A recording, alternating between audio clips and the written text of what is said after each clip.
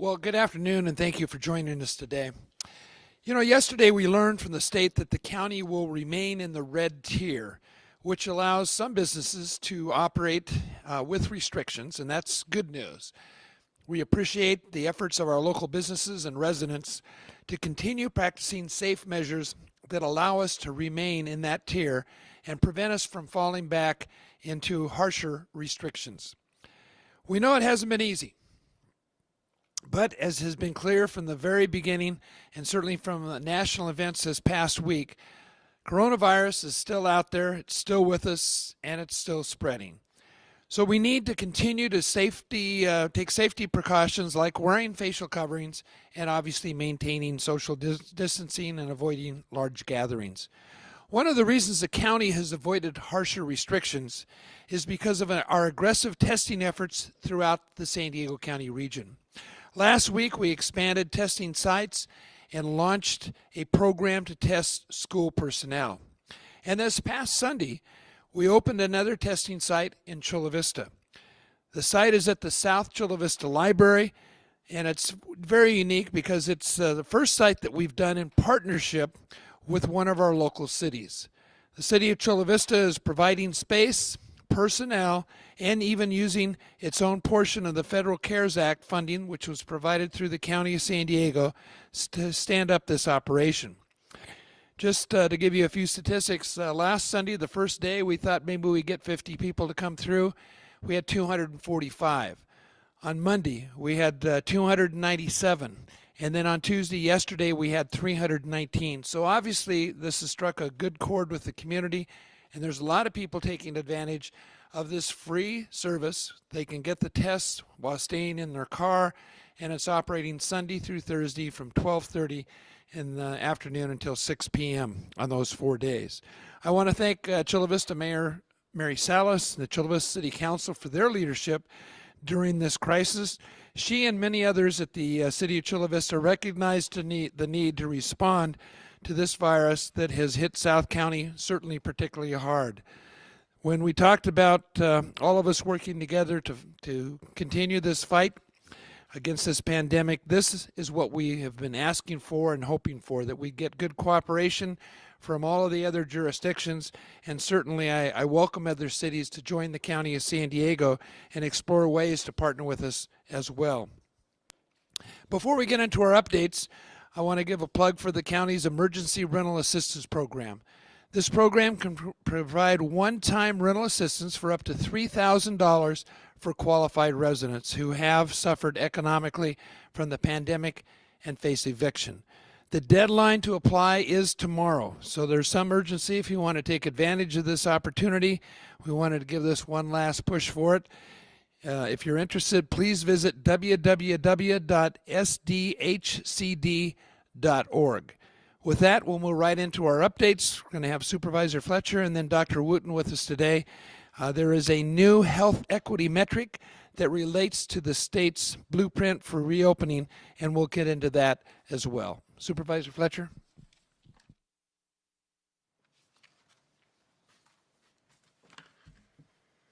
Thank you, Chairman Cox, and good afternoon. In San Diego County, over the last couple of weeks, we've certainly seen our case rate stay relatively flat, which has kept us at that upper edge of the red tier. We know that San Diegans are by and large doing an incredible job of adapting their daily life to follow those basic guidance and things we've seen. Of course, we want us to do more.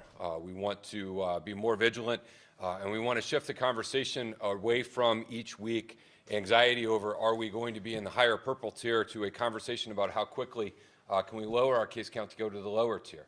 And so it's really important that as we continue to move forward with what we're doing, that we remain very committed and very vigilant about our actions.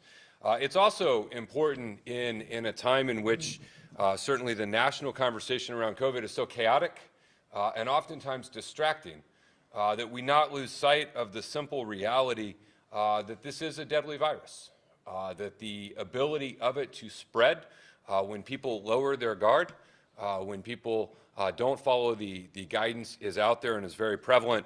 I was reminded today that in just 8 months of this year, COVID-19 has killed 9 times more people in the United States than the flu did for the entire year last year. Again, in just 8 months, a new virus that did not even get going robustly until the spring has killed 9 times more people than the flu did all of last year. This is not the flu. And we have to be mindful of that, and we have to recognize that even if the federal government is going to have an erratic and inconsistent message, here in San Diego County, our message is clear. The way that we open up businesses, the way we get schools going, the way we restore large sections of our life is by coming together to slow the spread. That means wearing a mask, avoiding large indoor gatherings, staying home if you're sick, and physically distancing from folks who do not live in your household. And if we do those things, then we can be a model and continue to make as much progress as possible while we await a vaccine or therapeutic treatment. In a little bit, you're going to hear from Dr. Wooten around the new health equity metrics the state of California is putting out. We're awaiting additional guidance from them, but we know and have discussed time and again that COVID has not hit every community the same. Historic inequities that are present have been exacerbated by COVID-19, and we've certainly been doing everything we can, moving testing sites, moving testing locations. Recently launched a partnership with the Mexican consulate, the Catholic Church. We're launching partnerships with cities and nonprofits for those communities that are most impacted, those communities of color, those historically underserved communities. We're doing the same with contact tracing, significant work and effort around doing it in a culturally competent way in the right language, partnering with nonprofits and trusted community representatives, and we will continue to push to do even more to tackle issues of equity, and we look forward to additional guidance from the state of California to make sure we're doing everything that we can, and we'll see what those numbers go to. And then, as Supervisor Cox mentioned, again, tomorrow is the deadline for our rental assistance program. It is a proposal that Chairman Cox and I brought forward together. We have $24 million available for residents in our county who are having difficulty paying their rent because of this pandemic, and we encourage you, please, by the end of the day tomorrow, go to coronavirus-sd.com and sign up for the rental assistance that is available. With that, let's jump into our charts for today. We'll start right here. We've had a significant, a steady increase in the number of testing we've been doing, which is good in terms of providing more insight into what's happening, and it also helps with state adjustment factors. But what you see right here is we've been able to do this without compromising our turnaround times. San Diego County Public Health Labs remain at between 1 and 2 days turnaround times for testing. Our county and Helix partnership is between 1 and 1.5 days. You see the hospitals there a little bit slower, 1.5 to 2.5.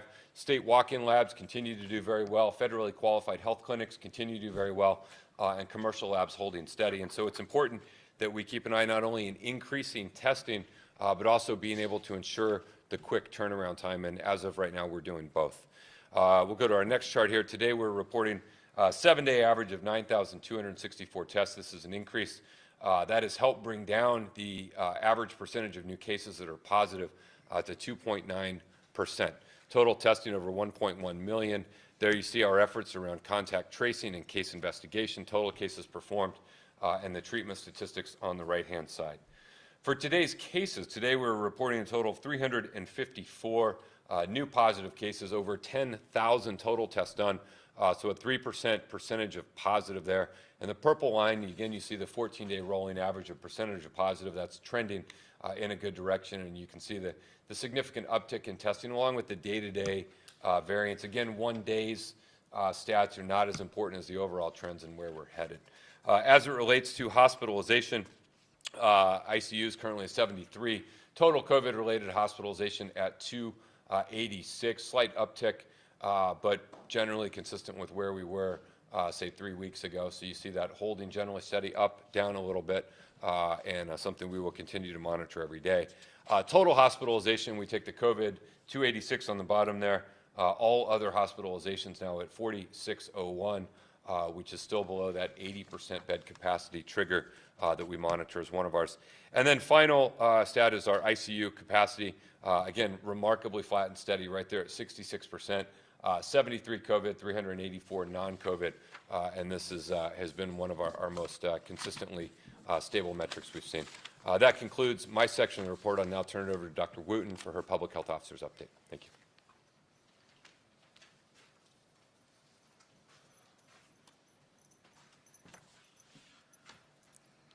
Good afternoon, everyone, and thank you, Supervisor Fletcher. As of today, there are approximately 36 million confirmed cases worldwide of COVID-19 and over 1 million deaths. Nationwide, there are over 7.5 million, which includes over 211,000 deaths.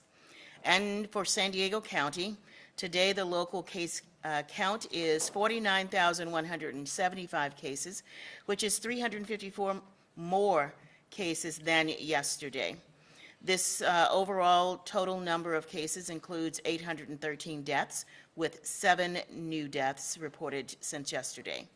The age range of cases is from 0 months to 102 years of age. That has not changed in the recent weeks. The percentage of age groups, 58% for the 20 to 49-year-old age group, and this also remains. Our female individuals account for 51% of the total number of cases, and males for 49%. That also has not substantially changed. And then 7%, or 3,626 of the cases have been hospitalized. Now, of that hospitalized number, 839 have been admitted to the ICU, and this number is approximately 2% of the overall number of cases and 23% of the total number of those hospitalized. The total number of cases includes 813 deaths, or 1.7% of the total number of cases. Now, next, I'll review COVID-19 demographics related to hospitalized cases. And again, the demographics and the percentages have not significantly changed here either. Of the 3,626 total hospitalizations, 2,607 cases, or 73% of the total cases hospitalized, are among 50 years of age and older age group. Males represent the majority of those hospitalized at 54%. Hispanics and Latinos represent the majority of those hospitalized at 61%. The next slide speaks to further demographics related to deaths. 348, or 43% of the total number of deaths, are female, 465, or 57%, are male. Of the 813 deaths, 776, or 95%, have had underlying medical conditions, and the remaining 37, or 5%, did not have any underlying medical conditions. And as a reminder, again, the top 3 categories for underlying medical conditions includes hypertension, diabetes, and heart disease. Now, moving on to the next slide, focused on our trigger dashboard. And as you will see here, community outbreaks is the only metric in the 13 metrics that is abnormal, and also the total number of outbreaks is declining. So we are reporting, as of today, 15 total community outbreaks for the past 7 days, from September 30th to October 6th, which represents 74 cases. Also today, 9 new community outbreaks were reported in the following sectors, and you see them listed here. From 1 in a barbershop, 3 in businesses, 1 in a food processing facility, 1 in a grocery store, 2 in restaurants only, and 1 in a restaurant/bar. Moving on to the blueprint for a safer economy. As everyone is aware, this tier framework with metrics and thresholds for each county to open more sectors was released almost a month ago. This system is based on levels of disease transmission, from widespread, representing the purple tier, substantial, which is the red tier, moderate, which is the orange tier, and minimal, which is the yellow tier. San Diego, as a reminder, remains in substantial or red tier, or tier 2.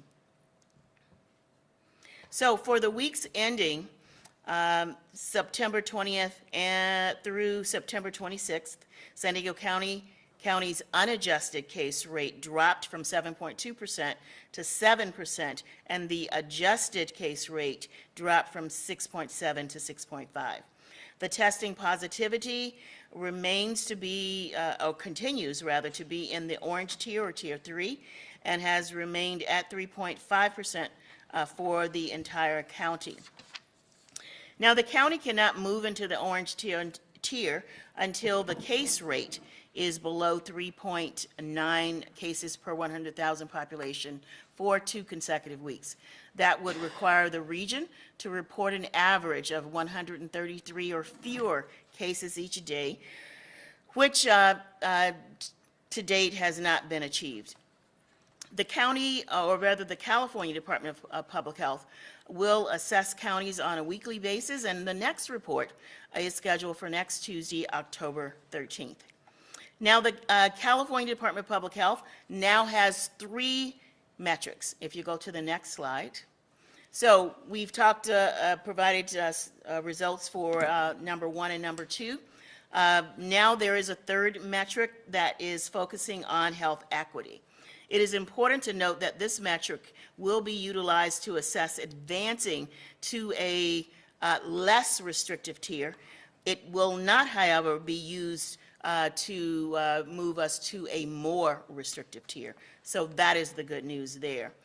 The health equity metric highlights areas of concern in communities that require additional support and resources to ensure that the test positivity rate for these communities is not sufficiently higher than a county's overall test positivity rate. So for us to defeat COVID-19 and fully reopen our economy safely, we need to ensure that all communities and our essential workforce have access to testing, to treatment, and protections in place to help them be successful. Now, the health equity, people might ask the question, what is health equity? And this is the definition that is used across the nation.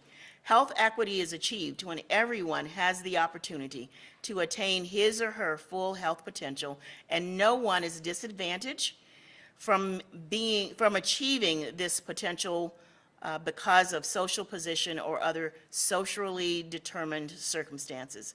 And we like to refer to those circumstances as social determinants of health, which is what health equity is based on. The county's Live Well San Diego vision, specifically for the thriving component, is based upon the foundation of health equity, which again is addressing the social determinants of health, which determines the health of a community. Keep in mind that it takes years, if not decades or generations, in some cases, to change some of the social determinants of health or community conditions. The new health equity metric incentivizes counties to decrease infections across every neighborhood, and the counties with the lowest or low disparities move quicker through the tiered system, and counties with large disparities move slower through the tiered system. The health equity metric is based on the Healthy Places Index, or HPI, where each community area receives an HPI score. HPI is a tool that looks at 6 healthy community conditions or health disparity areas that influence health and predicts life expectancy in a community. And these areas include economics, education, transportation, social factors, neighborhood or environmental factors, as well as housing conditions. And based on the HPI, a region is categorized into 4 groups. And the highest to the lowest quartile are the healthiest to the least healthiest communities. The testing positivity percentage is calculated for areas scored as the lowest healthy communities. The health equity testing positivity percentage will place counties in one of the lower tiers. But this metric will not move counties to a more restrictive tier. So for example, San Diego is in the red tier. This metric will not move us to the purple tier, but it will assist us in moving to the orange or yellow tier.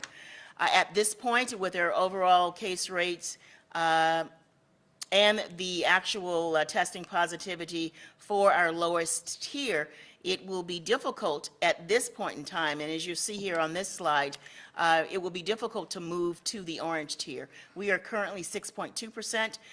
To move to the orange tier, we have to be less than 5.2% for the lowest quartiles or the least healthiest communities.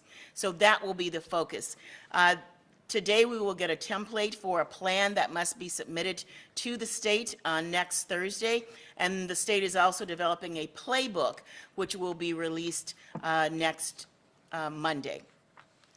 So we will take the guidance and make sure that we include all of the activities that are currently being conducted to address health equity in general. So the immediate strategies to decrease the testing positivity score for the lowest healthy communities include, the first thing is outreach and education. And we have a great network through Live Well San Diego to educate the community. The second is focused on testing, then contact tracing, and then isolation and quarantine support. There are other strategies that will be included in the playbook, and we will include those in our plan once the documentation to develop our plan is received. The county has done a great job in these areas to date, but we can always do better. And in working with our community partners, we will strive to do just that. The county will be required, as I stated, to submit a plan of action next week to provide what strategies are being implemented, and the playbook will be sent to us in just at the beginning of next week. So for more information about the blueprint for a safer economy, we encourage you to visit covid19.ca.gov. Now, in closing, we can only succeed and open up more sectors with your help. Please continue to work on these simple prevention strategies by washing your hands and promoting sanitation best practices, staying 6 feet, at least 6 feet from others, wearing a facial covering, and avoiding crowds and staying home if you are sick. By using these strategies, we can decrease the testing positivity rate and the case rate to progress to a lower, less restrictive tier. If we lower the testing positivity rate and case rate, more sectors can open, and this is the goal for what we are all doing, so that we can increase openings for our various sectors. But again, we have to do it in accordance with the guidance that we have received and following the metrics that we are following from the state. So now please welcome back to the podium Supervisor Greg Cox. Thank you.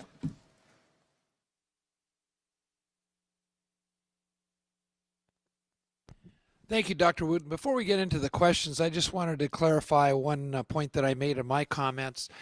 The South Chula Vista Library is actually located at 389 Orange Avenue in Chula Vista.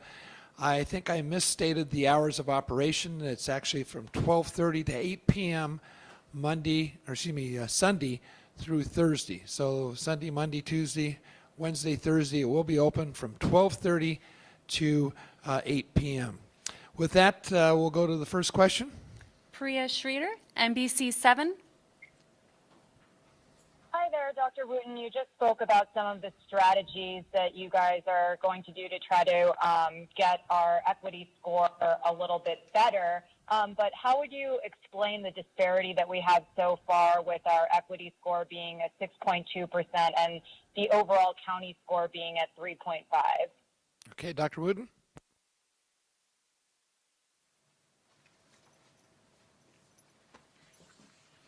Thank you for that question. We know that all communities are not equal across any given jurisdiction. And for those communities that have greater resources based on social determinants of health, those are the areas that we are not focusing on. We are focusing on those areas where communities have decreased resources. So this is not a new concept. It really is focusing on social determinants of health. Social determinants of health are the factors related to education, the environment, transportation, economy, that help to, that contribute to the health of individuals. So we will be looking at what we can do. As I stated, these are some of the social determinants of health are things that take years, decades, and even generations to change. But we will provide the resources that we can provide, and provide the resources where we have influence, and do that to help decrease that score. The things that I mentioned, testing, making sure that people that are positive are isolated, or if they've been exposed or quarantined, as well as the contact tracing, how fast we can get to individuals to remove them from the general population if they are determined to be have exposure to a positive case. Those are things that we have been doing and we will continue to do in collaboration with our community partners. There are other things, though, that we can and will do, focusing on the homeless population. You are aware of what our actions are there. Providing child care for individuals, as well as transportation and physical access and mobility. We have focused on data. If you go to our website, that's another strategy to inform the community. Communication is a big strategy, as well as focusing on language access and cultural competency, translating our materials into over 8 different languages, and we do that for all of our health officers' orders as well as other important documents. And then the community engagement with our stakeholders, our various sectors. We have over 20 sectors that have been created out of the 4 primary sectors for Live Well San Diego. So we've done a lot, but we will be looking at what other areas we can improve in once we get the playbook from the state. Thank you.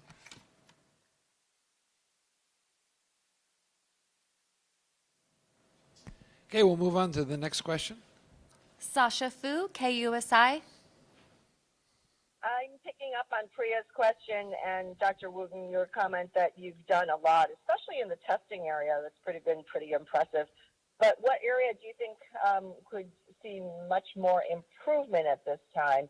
There are some structural barriers to, for instance, people who want to isolate when they're in households where that is very, very difficult. What are some of the other areas where you think the county can make greater strides?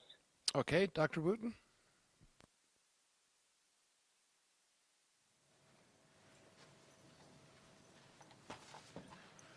So I have some comments, and then Supervisor Fletcher will also have comments. I think other areas for improvement have begun by creating partnerships with organizations in the community that are that have a primary focus, whether it is on the Latinx or African Americans, refugees, or immigrants, as well as the Asian Pacific Islanders, and also utilizing our promotors to go out and reach those individuals that we have not been able to reach because people might be afraid of government or making the connection or talking to us. So those are areas that we certainly can improve in.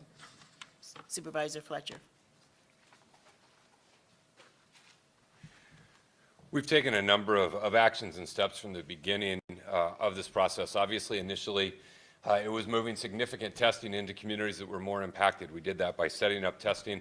On the contact tracing part, we've done considerable work and effort bringing in contact tracers with trusted partners, working with nonprofits in the communities, our Promotora program. Obviously, our public health motel rooms are a huge asset for folks who are lower income, that they don't have to make a choice between potentially exposing people in their household, especially if it's a multi-generational household or a household with a higher number of people. They have a safe place that they can go. The efforts our board recently took around income assistance for some individuals who might not be eligible for the other things that are there. Again, we don't want someone to make a choice between I have to go to work in order to provide for my family, or I choose to have to follow the public health guidance to quarantine or to isolate. Now we have the ability to provide that. Certainly the rental assistance program, the Wi-Fi program is designed to help families who don't have access to that. And so time and again, we've stepped up to try and look at every opportunity we can to support every community out there, particularly those hardest hit and most impacted. But undoubtedly, there's more that we can do. And so even though we've done all of those things and we'll continue to do those, we will always search out more opportunities to try and address the equity issues and try and help those communities who are most impacted. Can I have a follow-up question? Okay. Hello? Yep. Yeah, despite all those very, laudable proactive measures, there's still this fairly large disparity between the overall county rate and the rate in the most disadvantaged communities.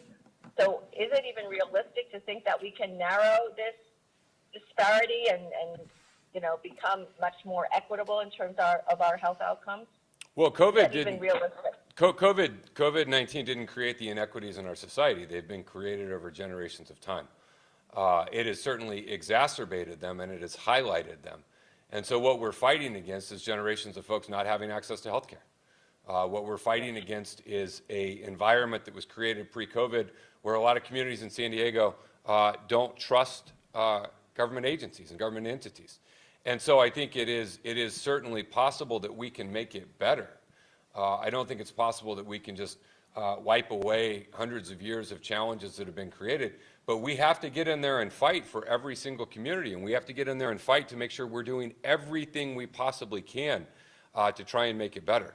A lot of these communities that are more impacted, obviously, are people of color, they're lower income, they're also service workers that are expected to go to work, and they're expected to figure out how to help their kids Zoom learn, and they're expected how to navigate through it all in an environment where they may not have traditional access to health care, relationships with the doctor or health system. And so we're going to continue to fight to do every possible thing we can do and continue to challenge ourselves internally every day to say, what else could we do? What more could we do? How could we do what we're doing better in an effort to try and mitigate it and limit the damage? I don't think we can just magically erase all the problems that we face in our society, but we can fight every single day to do the very best possible. Thank you. Okay, next question. Anthony Pura, 10 News. Yes, hello. I think you mentioned some of it there, Supervisor Fletcher, but clarify just which disenfranchised communities we're really focusing on to bring up our health equity score, and can these be broken down geographically? Okay, I believe both Dr. Booten and Supervisor Fletcher are going to respond. Yes, we get a report from the state. The state develops the results for the lowest quartile, and we get that information. And we are the information is shared with us what those communities are.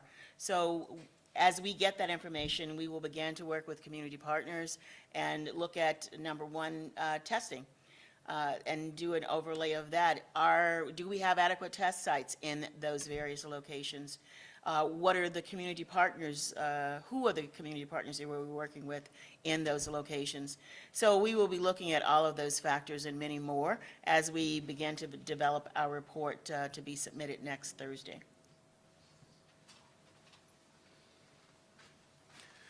I would just add to that, the state has the new criteria for the health equity metric, which is based on census tracts and incomes and a variety of factors. To date, a lot of our efforts have been around cases and where we've seen the higher prevalence and higher percentage of cases. In many instances, those align, and so we will certainly continue our efforts in those. But there could be areas where we need to reassess and reprioritize and rethink what we're doing. And so I think, throughout the entirety of COVID, we've daily said every day you have to learn something new and you have to be willing to shift and adapt. And with the new state health equity metrics, we'll certainly be willing to do that and see if there's areas we can improve or adjust what we're doing.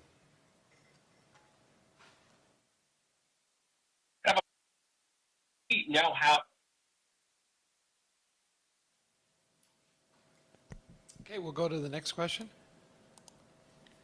Mary Plummer, iNews Source. Hi there. Thanks for taking the question. As you all mentioned, the official count of deaths in San Diego County is now over 800.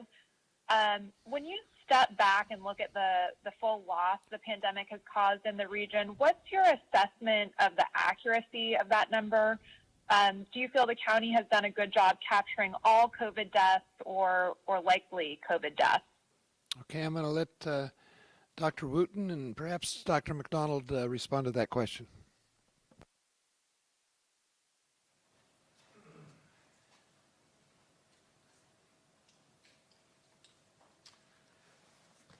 Sure. I think I'll just first comment by saying that over 800 San Diegans we know have died in conjunction with this pandemic, and our hearts and thoughts go out to each one of those individuals. Those cases are counted in a specific way. We have positive PCR tests for each one of those cases, and we know that the illness that they had was directly related to illness that's associated with COVID. So we're confident that those cases are indeed counted correctly. It is possible that there are other deaths that have occurred in San Diego that are not being counted in our system. There may be individuals who were not tested, individuals that perhaps are not county residents who died in San Diego, who are maybe in the overall numbers of individuals who died in San Diego, but not in the numbers that we report, because we only report on county residents. I would say that my estimation would be that there were probably another 10% more individuals who died in San Diego who are not residents who died of COVID. But we think that we have been able to pick up most of those cases. In fact, I'd say that we're doing better over time now that testing is much more available. I think it may be that there were some deaths that occurred early on during the pandemic, say in March and April, that may have been attributed or may have been due to COVID, but not attributed to COVID. But I think that that is not really a problem going forward.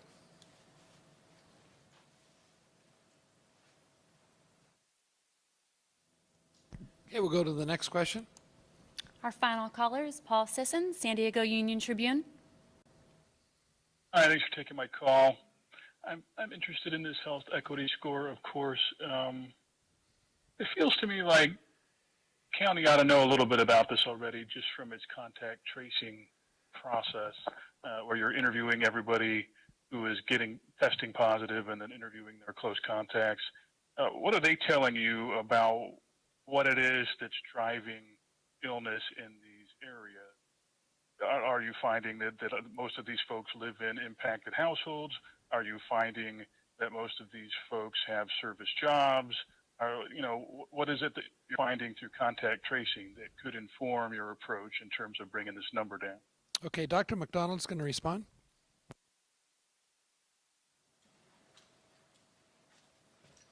I think that's a very insightful question, Paul. I do think that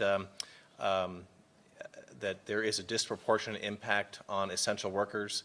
Essential workers tend to be lower income than some of the non-essential workers in the county. I can say that those may be individuals who might rely on public transportation more often. They are living in parts of the county that are more densely populated, the number of individuals who live in the household. They might be individuals who are binational, going back and forth to Mexico frequently for economic reasons, to buy things that are less expensive, to access health care that's less expensive. So we are seeing those types of stories being told to us in our contact tracing in terms of what is contributing to each potential set of exposures. But what we do when we're interviewing individuals is try to figure out if there are other individuals at risk that can be assisted in some way by the resources that have been discussed earlier today, whether it means removing somebody from a crowded household and putting them into a hotel room, making sure that they have income support if that's what they qualify for, hooking them up to people who can do that type of evaluation, setting them up, linking them to health care that they might not have needed heretofore. And so those processes really have been worked on in the county for really over a decade, really a long period of time, and we are applying them in this specific instance. And we're trying to do it in conjunction with those contact tracing and case investigation events. And we're finding that many of these individuals do, in fact, qualify for a lot of things that they didn't know that they qualified for. And that has been an interesting aspect, actually, of the case investigation process, is making sure that each of the people who were involved in those investigations knows how to do an effective handoff to other people within the county or to non-governmental organizations to get these individuals the help that they need. Right. I mean, it seems to me that, you know, in covering this, that you guys have really tried to go in with a scalpel and try to figure out, or a microscope, whatever metaphors you want to use, try to just identify these folks who need a little additional help and help them. Why do you think that hasn't quite borne fruit yet? Is it just that it takes more months than have yet been spent, and we're going to see the results of this work in another month's time? What's the lag here? Well, I think that's a great question. I think actually Supervisor Fletcher made a good comment about this. Decades of inequity and mistrust and imbalance in resources can't be fixed immediately. Even though you can be very well-intentioned, and certainly with one person in front of you, you can try to connect them to the resources that they need. But when you look at a bigger picture, it's hard to solve that quickly. Doesn't mean that we aren't working at it one step at a time, but it is hard to sort of flip a switch and make it suddenly better, because for many people things just don't suddenly get better like that. It takes a lot of time, effort, and connecting with resources. Thank you. So, Paul, I was just going to additionally add, testing is very important here. Now, as this new health equity metric has been developed, our score has been lower, it's been higher, and right now it's at 6.2%. Previously, at one point in time, it was 8%, and then at another time, it was below 6. But again, it's really predicated on making sure that all of the tests are submitted and sent up to the state. And as you know, we've had an adjudication process with the state, making sure that they capture all of the tests that are performed in San Diego County. So that's a part of the process. But as Dr. McDonald stated, a lot of these things we have been doing, and as I stated in my opening comments, these are social determinants of health, and these factors set people up to have greater exposure to COVID-19. So what we're trying to do is to look at those things that we have influence on, and the isolation and quarantine, conducting the contact tracing of cases, and for that, a lion's share, most of the contacts are household members of the primary cases. So, and in certain parts of the county, there's the high density, multi-generational family members living in the same household. As Dr. McDonald stated, people getting to their jobs, utilizing transportation. So all of these factors, these social determinants of health, set people up for a greater exposure to COVID-19. So we are trying to look at all of those various factors and address the needs of the individual cases and those individuals that come in contact with them. Thank you. Thank you.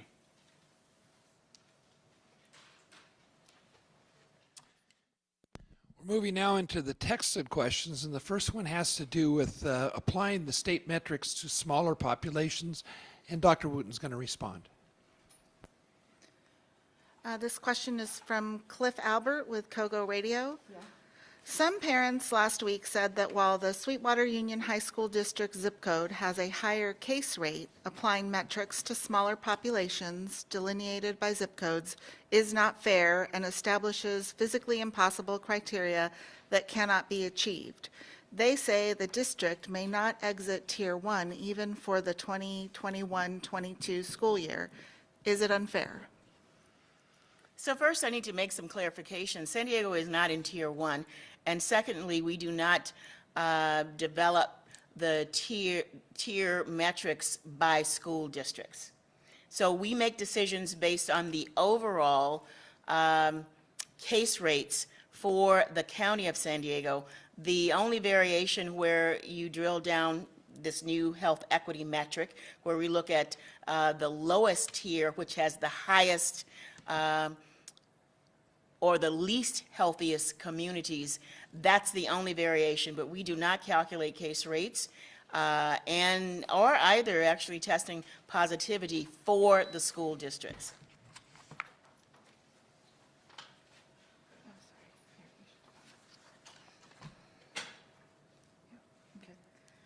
All right, and this next question is from Misha DeBono with Fox 5.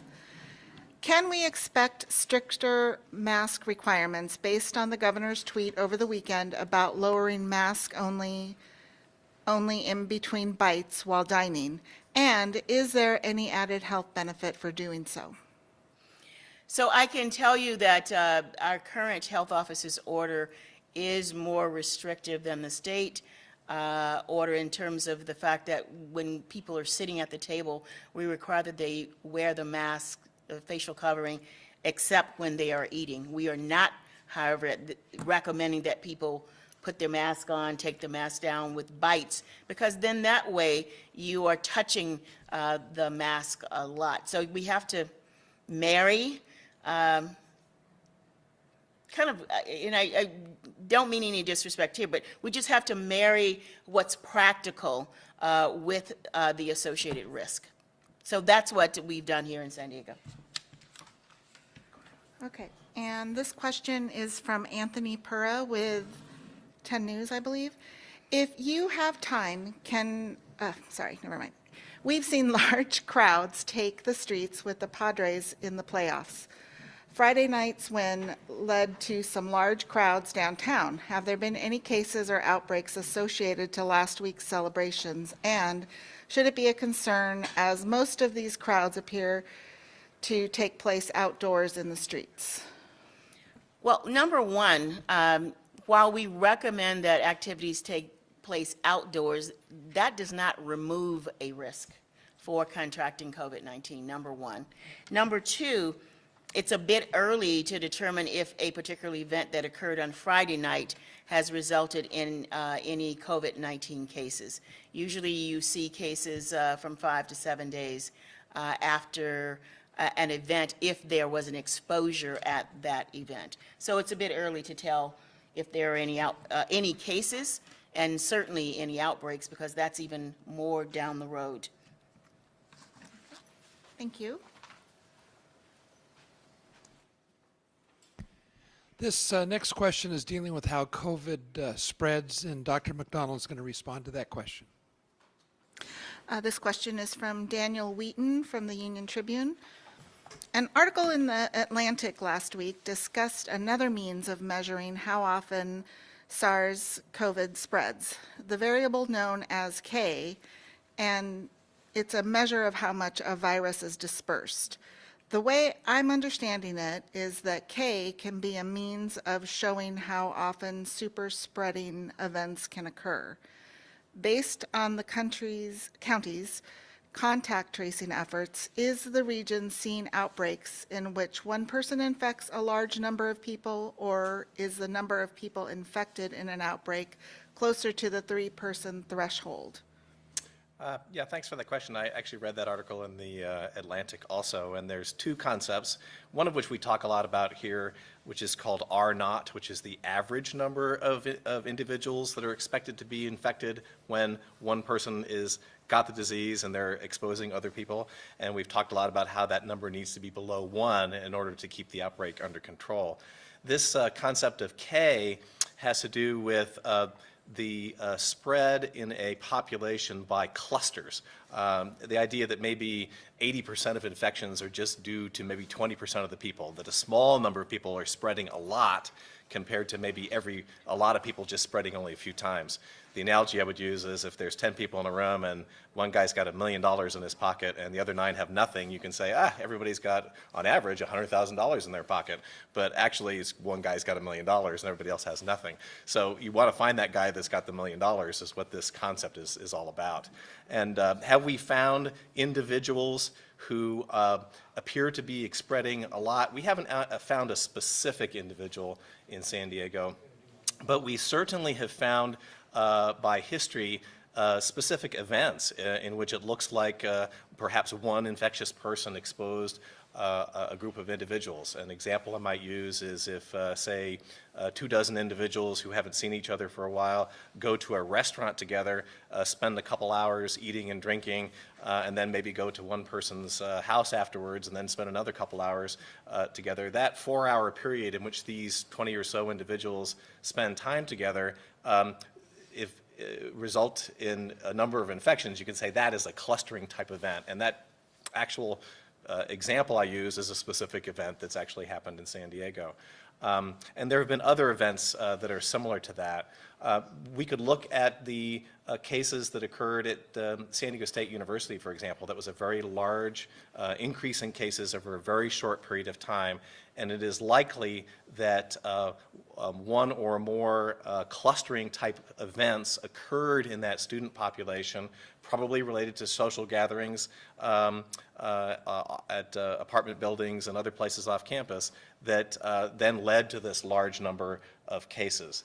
So to answer the question, yes, we see clusters occurring in San Diego, which is why it's very important that individuals do what the public health officer orders say, which is to socially distance, not have gatherings, to not have house parties. And if you are keeping the clusters that you're involved in down to a minimum, the chance of you being in one of those super spreading events is going to be greatly reduced. Thank you, Dr. McDonald. This next question deals with the trigger on hospitalization rates, and Rob Sills, the director of our Medical Operations Center, is going to respond. The question is from Taryn Mento with KPBS News. Yesterday and Monday, the trigger on hospitalization rates was reached, but I see it is now back down to an acceptable number. Number one, what explains that up and down? Number two, how concerned are you about the rate of hospitalizations? And number three, is the county still talking with the state to consider this and other metrics when adjusting the case rate? All right. Karen, yes, the hospitalization rate for the confirmed COVID patients, the trigger is we look at the 3 days and compare it to the previous 3 days and look to see if there's a 10% increase. And that is something we're concerned with. That's why we have it there as a trigger, and we keep our eyes on it. And when we see fluctuations that go beyond that 10%, reach out to our hospital partners and do further conversations and dig down to see what that is. But it seems to be in the normal variation of our day-to-day hospitals operations, no real concern. And I think for number three, yes, we are still in conversations with the state regarding that as a trigger and how that relates. So thank you. Thank you.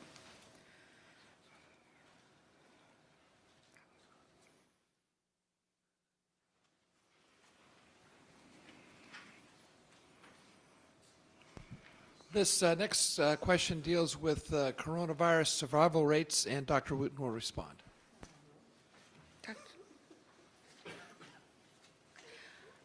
COVID survival rates are, this question is from Mike McKinnon with KUSI News.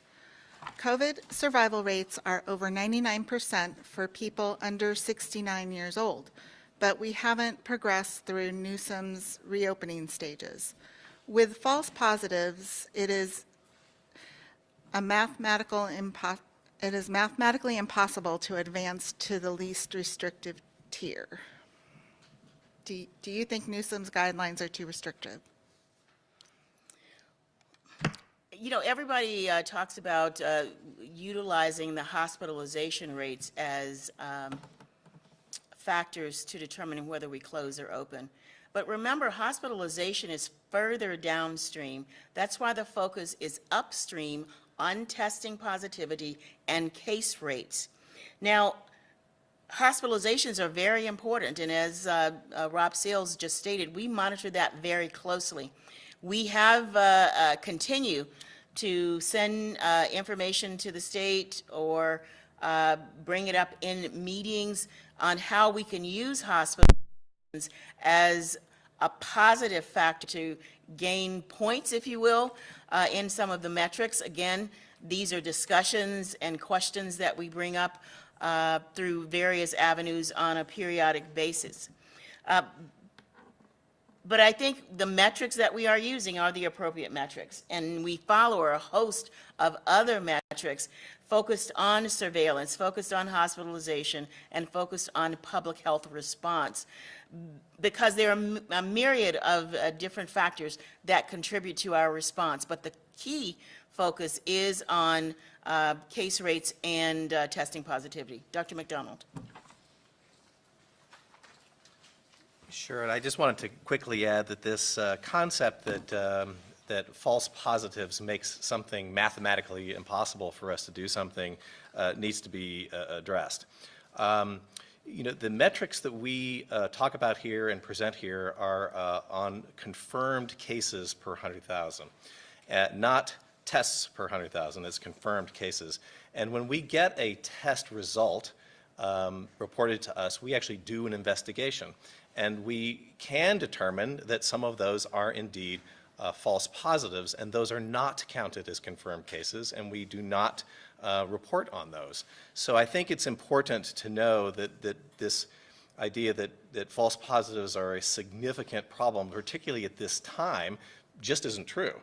What's causing us to be where we are is actual transmission of the disease in the community. That's what the issue is. In fact, there is probably transmission in the disease that's not being detected because we need to do more testing, we need to do more identification, and there is such a thing as false negatives, which is an important concept also.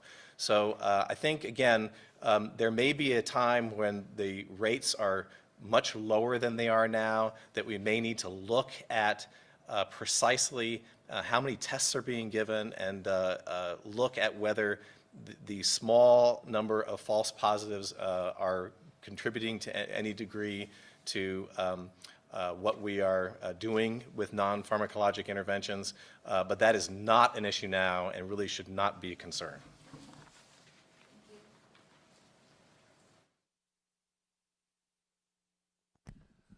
Well, that completes our calls for today. We want to thank you for your participation, and just a very quick reminder that we're going to be returning next Wednesday at 2:30 p.m. for our next briefing. And between now and then, we certainly hope everyone stays safe in San Diego, and go Padres. Thank you.